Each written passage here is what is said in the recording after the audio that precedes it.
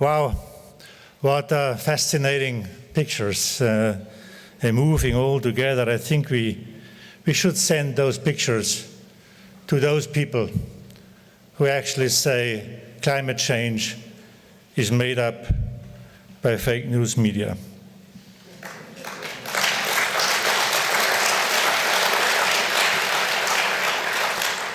But what it also shows us is that it is worthwhile to save that world. And it also shows us something else. It is worthwhile to bring those people out of poverty, that they have a life that we have here in Germany and in the developed economy. So it is a two-sided topic of the coin. Dear Minister Maas, dear Minister Altmaier, Excellencies, ladies and gentlemen, dear friends, I see many good old friends, and if I say old friends, I do not mean by age. I think it's pretty clear that we live in exciting times, very exciting times. The coming decades definitely will likely be the most dynamic decades in history and of all times. Geopolitics is increasingly driving geoeconomics. In economic items, in economic terms, we are on the verge of the fourth industrial revolution, which definitely will see changes which are unprecedented in both, in magnitude and in speed. And when geopolitics gets tougher, every nation is well advised, and I mean well advised, to provide and control its critical infrastructure. And here, obviously, energy is on the top of the agenda. And what about industrial priorities? All industrial revolutions, all three of them, and secondly, the fourth one too, the use of power, the use of electrification has been playing a central role. And the fourth industrial revolution is no exception. It's an energy revolution, and there is two realities which will shape this energy revolution. The first one, and it is a reality, the first one is climate change. Today's sea levels, ocean temperatures, and the concentration of greenhouse gases is as high as it was never before. We are seeing more and more extreme weather events. So there is no doubt that planet Earth needs our attention, because we do not have a planet B. And it's very good to see those movements, especially by the younger generation, because they have a point. It's their future. It's their future. However, this is not just about Fridays for future, ladies and gentlemen. This is every day for future. And it's not that simple also to just skip a day of school, because there is a lot at stake.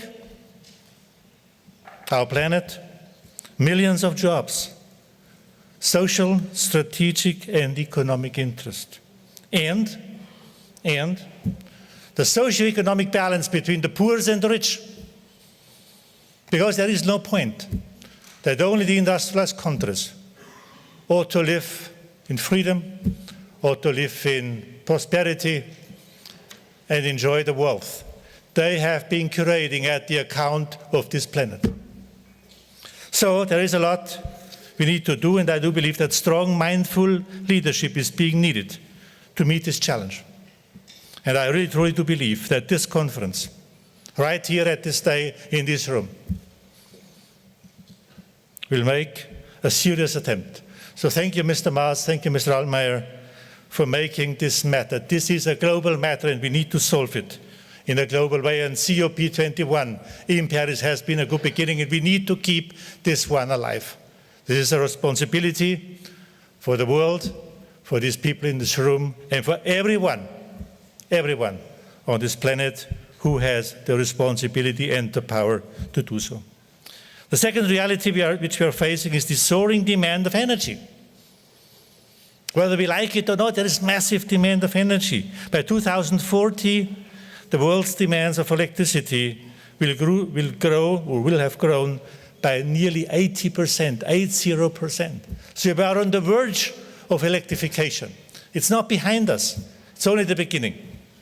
And that's why this is so important that 1 billion of people today, which do not have power, also get affordable, sustainable, and of course also reliable power. This is important, and this is as important as a shelter and a place to live. So the big question, ladies and gentlemen, the big question is, how do we meet that soaring demand of energy and protect the climate? How does that go together? Because either one is a short-sighted way of trying to anticipate the future. Not too long ago, UN Secretary General Antonio Guterres gave leaders some advice. And the advice was, do not come with a speech, come with a plan. Now, ladies and gentlemen, today I come with both, with a speech and a plan.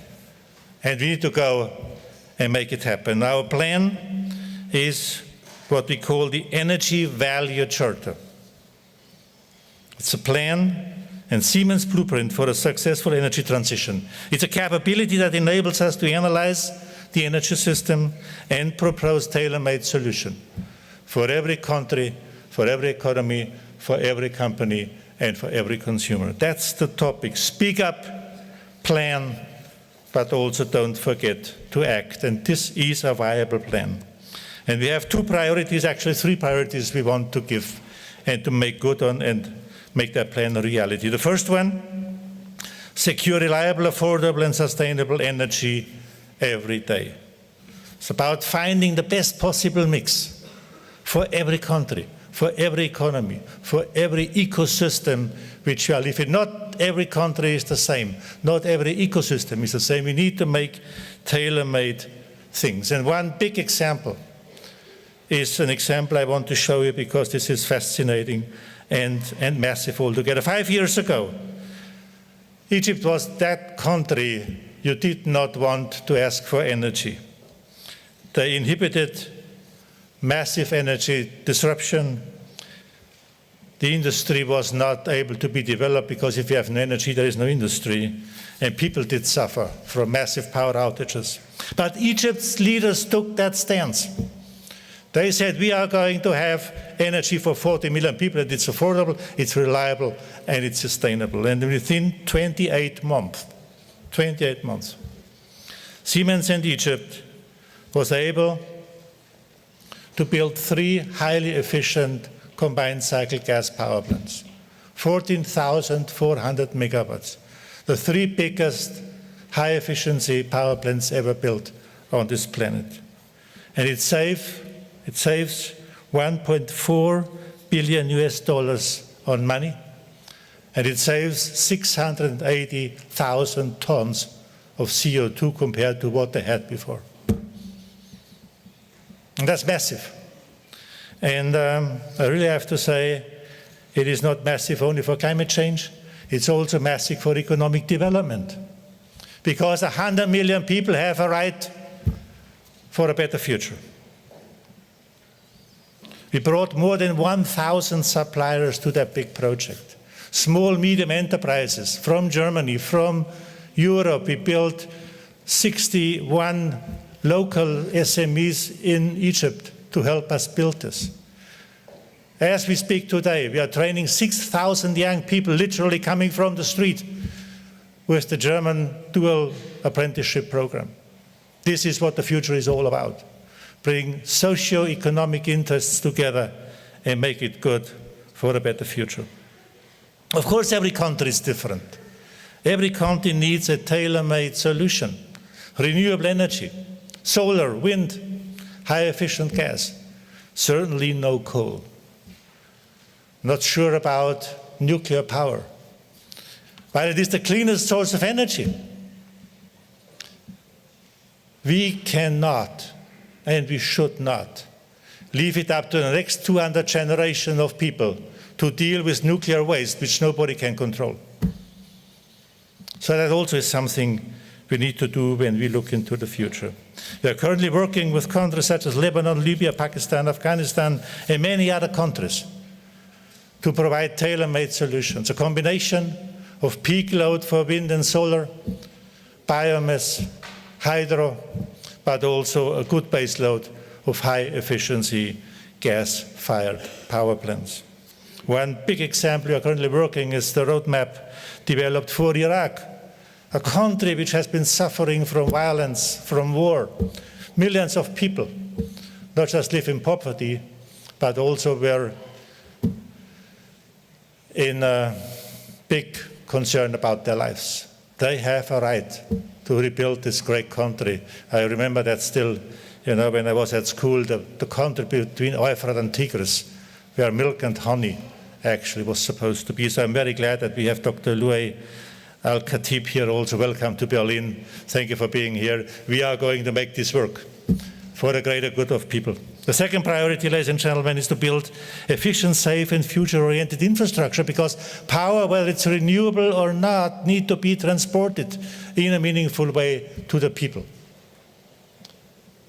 So we need to go look what the infrastructure looks like and how we can transport that to the people in a meaningful way. And this is important because this is part of the energy bill. And if you look at China's One Belt and Road Initiative, where 90 countries, which make up almost 70% of the global population, are building infrastructure, we have a responsibility to go there and help them to make this sustainable and affordable and preferably green. And renewable energy, it's got something else except electrical power. Renewable energy will, for the first time ever, make green hydrogen an economically feasible business plan. Because the source of energy, be it solar or be it wind, doesn't cost anything. So we can do this, and we will do this, and this is important. We can do 100 megawatt, we can do 1 gigawatt, or even more. That's what we are going to do. Priority number 3 is to empower the energy users. And this is very, very important. Energy, renewable energy, will more and more become a source for the consumer. In Germany alone, in the last 5 years, we went from about 1,000 energy producers to 1.7 million people who produce energy on the rooftop, on the backyard. Solar, wind, and everything else. And that's also, ladies and gentlemen, where digital technologies can help to enable the users to build their own energy mix at home, in their community, and in their country. So that's why this is so important.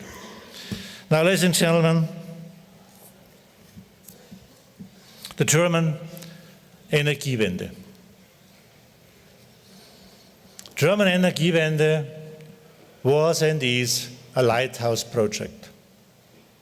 Not everything went always right. The intent was greater than the execution was in the end. But we did it, and we took a massive risk, because Germany is one of the most industrialized countries in the world. We cannot afford to have a power outage. We actually cannot afford to take a risk on energy, but we did. And today I'm telling you, we did it, we learned it the hard way, now we know how it works. And this is crucially important. Germany overcame the German angst. And finally it went well. And now we need to take it to the next level. And the next level, ladies and gentlemen, is the moonshot challenge of our generation to meet the soaring demand of energy on the one hand side, but protect the climate on the other hand side. This coordinated approach, bring people out of poverty, yet save our planet, is the single biggest challenge of our time. And we need to make it work, and we can make it work.